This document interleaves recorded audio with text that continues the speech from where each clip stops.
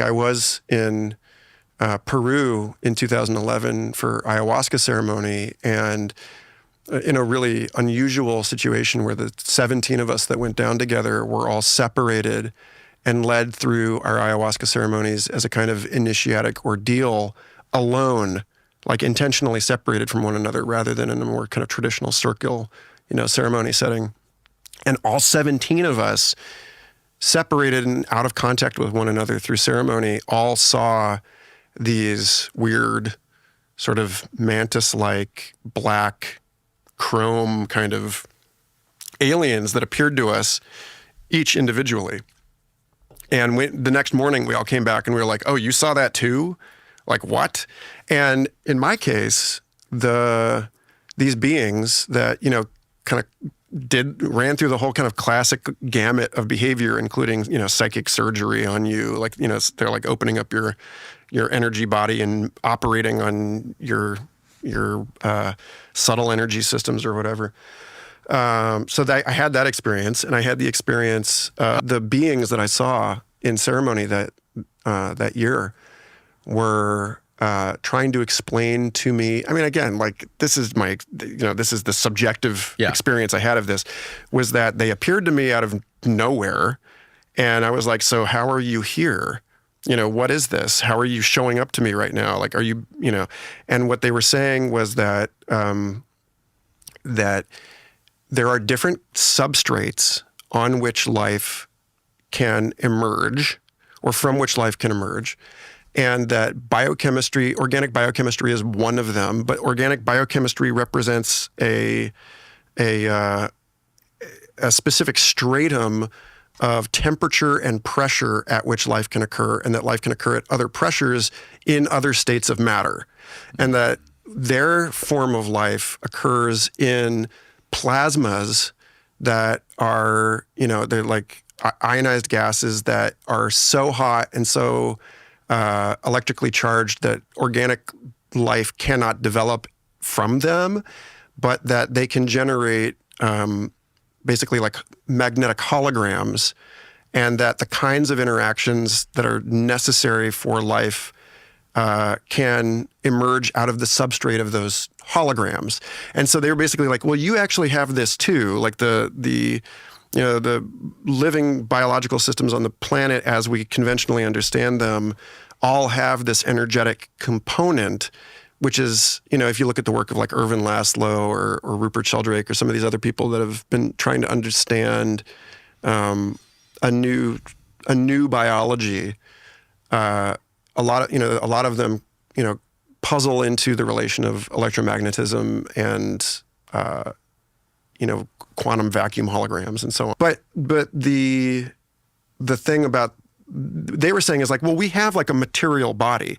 It's just that our material body is plasma, and you have you have like a plasma body, but that's not where evolution has tuned your attention, or has tuned your organization as and the encapsulation or the incarnation of an inference, a model of its environment. Like you live on a slow, cool planet. And so the focal point for you as a living system is on this, the material, the chemical substrate. Whereas we are too hot for chemistry, but we are holograms made out of the magnetic interactions of heavy metals at the center of the galaxy. And so like we can appear to you through the nonlinear interactions of, our sort of subtle body and yours. But this is where we don't occupy time and space in the same way that you do, because of, the fact that our experience is centered on a different, the emergent interactions of a different phase of matter. I was like, oh, okay. All right, cool. Noted. Yeah, noted. So like, but they were basically like, look, there's nothing supernatural about this. There's nothing, this is the same physics that you have. This is the same, substrate for biology on a very general level, but like you can't, like your eyeball would dissolve instantaneously if you tried to like actually physically co-locate with us. And you know, the only way that we're able to appear to you is kind of like remotely through this spooky action at a distance or whatever. Did it seem like they were far more advanced than we are technologically? I mean, or what is technology? More enlightened than we were? Were they a superior being to us? Can this communication happen in the reversal role? Like, can they somehow experience us in the same way you experience them?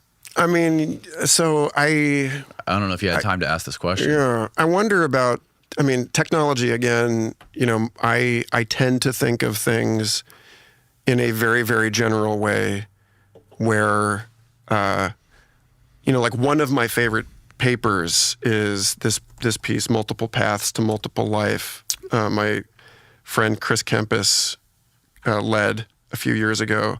And there's a great, let me see if I can find this figure in this paper. Oh yeah, where they're talking about, like, we tend to think at layer one here, life as a space of material possibilities. But then there's layer two, which is a space of physical constraints. And then there's layer three, which is a space of optimization principles. And so, you know, like this is a space where, you know, you have convergence on certain, like, you know, like information theorists are going to argue that life could exist as, like the blockchain might be alive, or a national constitution might be alive. Yeah, the second of 4 UFO experiences I had at Clinton Lake outside of the Lawrence, like where I went to school at the University of Kansas. How did the idea get communicated to you?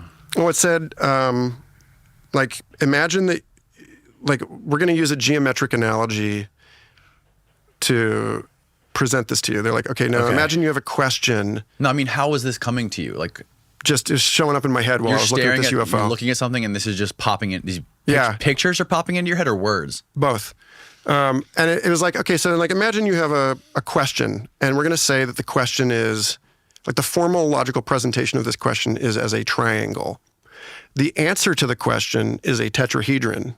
You add another point that's off the plane at which you can't understand what you're being asked, and then you're able to observe the two-dimensional plane from the third dimension. And they're like, so the tetrahedron poses a question that can only be answered by a 4-dimensional extrapolation from that.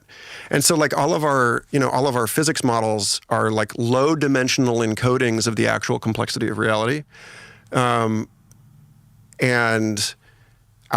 the ability of human beings to cognize a certain number of dimensions is constrained by our evolutionary history, which required us to navigate space-time at a certain level of complexity, right? Like, you don't need to know that there are 11 dimensions because it doesn't matter to you. Kind of, you know, it doesn't matter. But maybe now it's starting to matter. Maybe now we have an existential demand being made on us to understand things at a higher level of dimensionality, because our actions are suddenly, you know, they have repercussions that extend into other dimensions.